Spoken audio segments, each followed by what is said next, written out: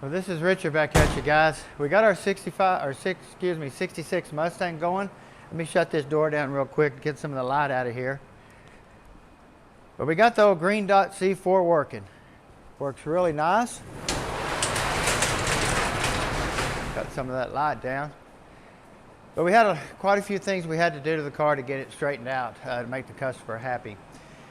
On the tranny part of it, the valve body was just filthy. I mean, when we took it apart, there was so much trash in it. All the valves were stuck in the valve body. So we pulled each individual valve out of the valve body, cleaned it, Scotch-Brighted them, put them back in, make sure everything was really nice and smooth. Assembled the valve body back, put it back on. We also adjusted the reverse band. We adjusted the intermediate band, and we also adjusted the modulator pin length. Now, once I got to checking it, the pin itself wasn't even compressing the spring in the modulator. So we had probably 20 or 30 thousandths gap in between the end of the pin and the modulator. So what I like to do is I went and got another pin out of my storage room over there, you want to call it, my shelves, and one that was about 1/8 of an inch longer. So when I put the pin in there and started screwing it down, the modulator, like I talked to you in our other videos, liked about 30 thousandths from touching the case. It started compressing the spring inside the modulator about that much. You see that little shiny right there? So it started about right there. So when I started screwing the modulator in, it had 30 thousandths worth of compression, I guess you could say, on the pin, okay? You don't have to adjust the screw when you do it that way. The timing and everything will just be perfect. So we got that straightened out, the valve body cleaned, got it on, got the bands adjustment, and this thing works flawless. I mean, it hasn't missed a lick. I went ahead and this morning pulled the pan on it just to make sure that I got all the trash out of the tranny. Magnet looked good, cleaned it up, put it back on there again with a new gasket, new fluid again. So we're done with the transmission. The U-joint. What about the wheels? Oh, yeah, I know you guys want to know about them wheels. But we got the U-joint fixed too. We took the clips off the U-joint, put the U-joint back up and let the yoke retainers hold the U-joint straight in the yoke. So we got that fixed. But also, I know everybody wanted to know what we found out about the front wheels on the car. And what it ended up being, they make two different lug nuts, or excuse me, two different wheel studs for this car. They make a rear with a shank, a front with no shank. So what it did, the other U-joint that we, or excuse me, wheel studs that we got in here did not have this shank. All it had was the splines here to be pulled into the hub where it won't spin and it'll stay locked in. They were the exact same length, but no shank.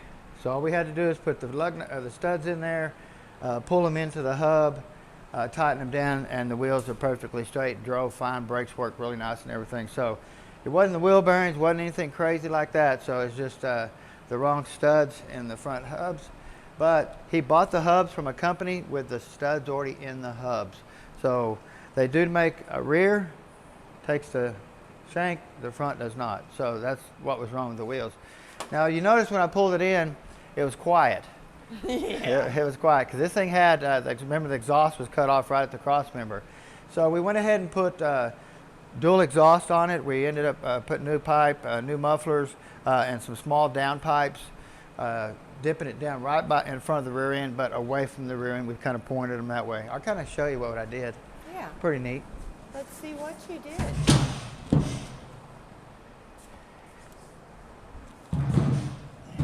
We got little Miss Annie. How you doing, girl? She's always around, guys. Always around. Always. The car sounds really good going down the road. It actually brought the camshaft out a little bit, give it some back pressure on the exhaust. So we're really excited about that too. Customer likes the sound of the car now. He hasn't drove it. He just put a new motor. It's been sitting for a year over in the garage, and they haven't even got to drive the car. Got all the money in it and just been sitting there. So now it's been tagged, got old antique tags on it. So now they can physically get out and drive it out here in rolling hills and have some fun in it. This is an AC car, 66 Mustang 8 with an AC. Now it was a 6-cylinder car, and the AC was cold in, so all they did was get brackets and hook the air conditioner stuff back up to the V8 motor, and he said it's just as cold as it was before, so really neat. He couldn't put a 6-cylinder back in there, he wouldn't have been happy. But we got it all put back together, new pan gasket, torqued all the pan bolts, new Modulator pin set, valve all clean, I mean really nice. We went ahead and ran dual pipes out off the pipes that they existing had here. Back here to some small shorty mufflers, some 14-inch mufflers back here, and just some small little down pipes. You can see here that I had them point out a little bit away from the gas tank, a little bit down away from the rear. And this is where the car's set, so the exhaust is going to come right here. It's not going to point at the tubes or anything and heat it up, but turned out really good. You did a really good job, babe. I'm going to probably put a crossover pipe here. I haven't done that yet. It's something I'm probably going to do today. I don't think it'll make much of a difference. It might take some of the, it's kind of got a throaty sound in the exhaust a little bit. You know, it might try to take some of that away. But I think I'm probably going to still do that for the gentleman. But it turned out really nice. You think, Teresa, this is the first time she's got to see under the car since I've got it done. Looks really nice. Looks really nice. We did get our Ford pickup done too. Ended up not being able to do a video on it. I just got so busy. We did get the accumulator body, the accumulator springs and stuff put in the 4R100 tranny. Turned out really nice. Customers really happy on it. Got to deliver that yesterday too. So thanks to Transgo for making such good shift kits and stuff. So, but anyway, this thing is ready to go. We're excited. Really excited. Here, customers really excited too. So now it's kind of clean up the mess. Can we get some more jobs in here, Teresa? I bet we can. I'm going to be bored if we don't real quick.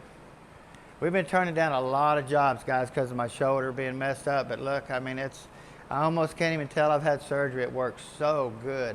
But it still takes a little time. People. It does. I mean, I still got a few more months, but I can't even feel it in my arm anymore. Before, I had a really bad problem of feeling the foreign product in my product here.